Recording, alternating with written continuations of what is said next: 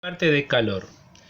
Entonces, como dijimos, el calor fluye de una zona de alta temperatura a otra de baja temperatura en forma natural.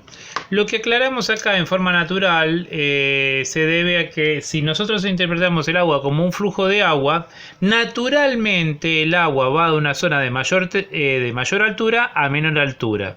Pero ¿puede el agua ir de una zona de baja altura a una de mayor altura?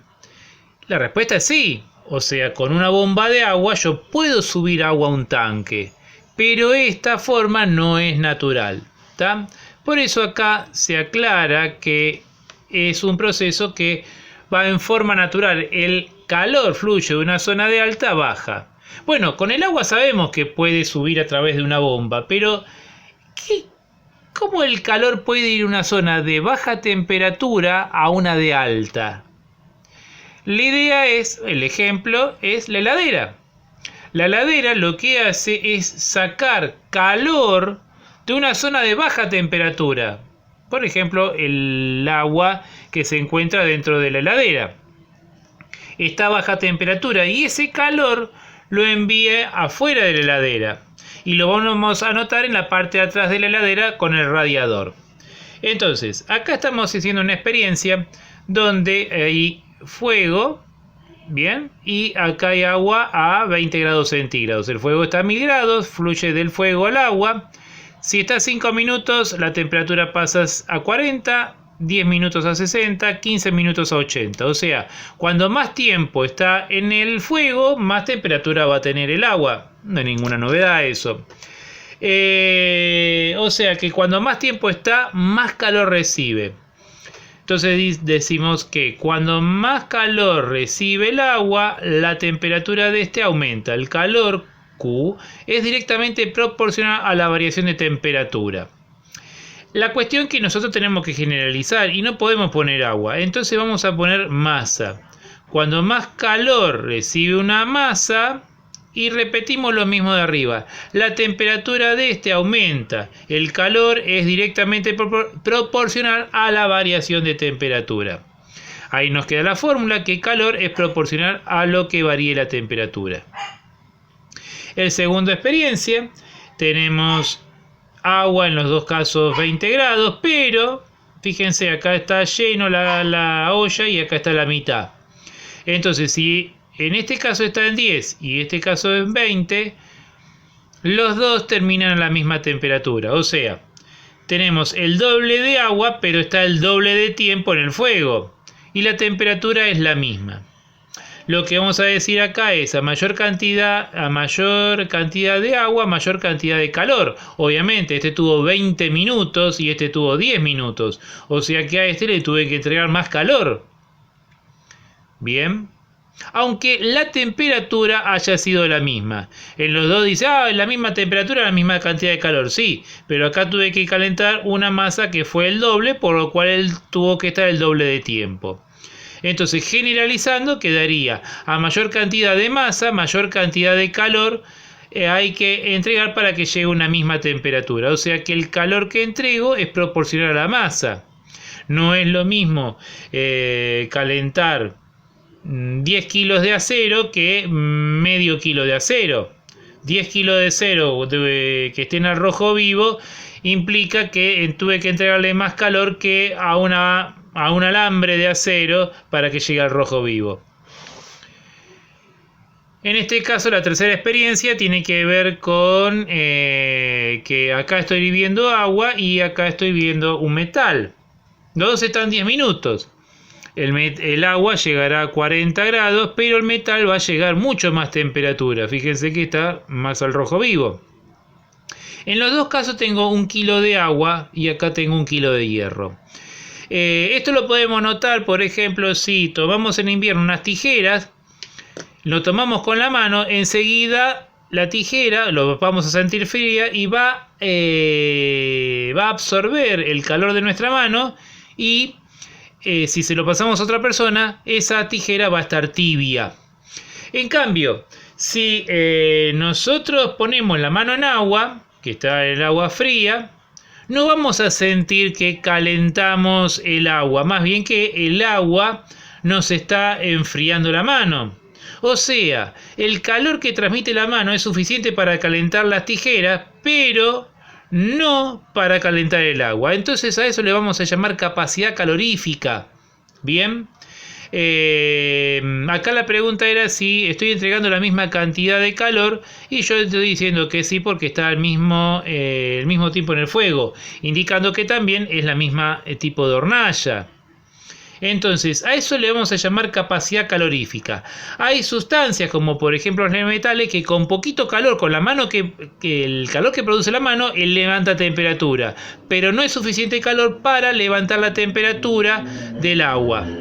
Entonces acá es como comparar ollas pequeñas y ollas más grandes. Recuerden que la diferencia de altura está relacionado con la diferencia de temperatura. En esta olla grande obviamente hay una poca variación de altura y en esta hay una mayor variación de altura.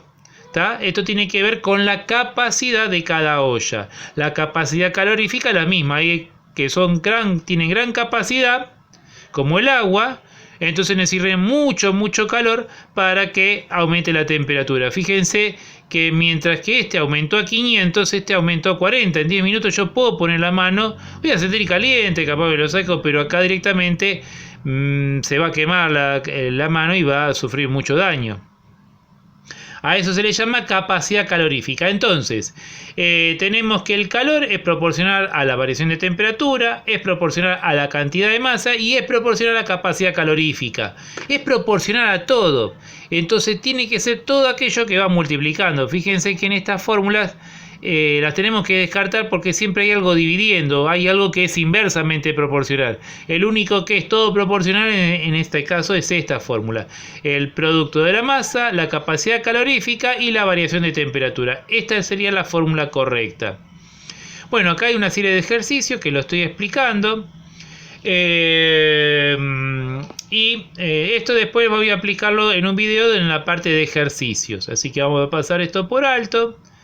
Temperatura de equilibrio también es una parte de ejercicios. Y lo otro que quería explicar, que es la parte teórica, es el calor latente. Fíjense que el agua está en 20, el fuego está a 1000, fluye el fuego al agua. El agua está a 10 minutos, está a 60 grados, está a 20 minutos, 100. Y ahora está a 30 minutos y la temperatura no varió. El agua sigue yendo a 100.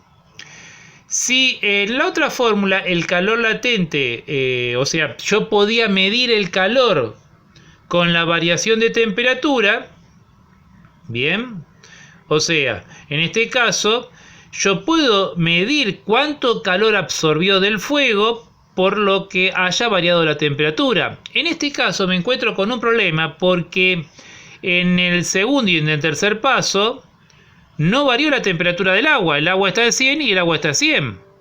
Entonces no hubo cambios de temperatura, pero sí estoy notando un cambio en el estado de agregación. Está en líquido y acá está en vapor.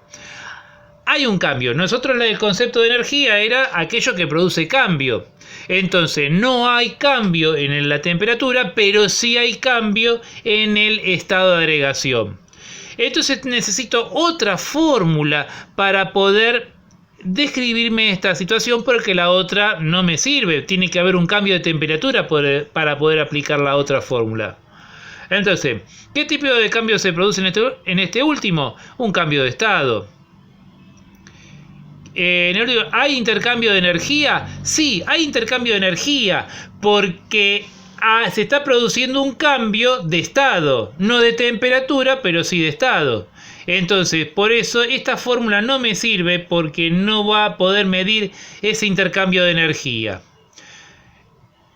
La fórmula que me va a quedar va a ser, bueno, no la tengo acá, pero va a ser el calor es igual al calor latente por la masa que se ha evaporado. Bien, entonces listo, acá vamos a explicar qué cambio se nota. El agua hierve a más temperatura, no.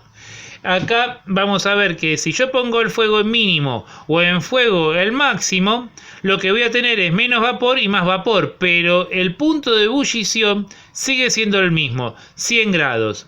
Bien, por lo cual lo que se está produciendo acá es un cambio de estado. En los cambios de estado la temperatura no varía, por lo cual la fórmula de Q por masa, capacidad calorífica, variación de temperatura no me sirve. Me queda como Q por L, que es el calor latente, por variación de masa, por la masa que se haya transformado en vapor. En el próximo video les desarrollaré un ejercicio.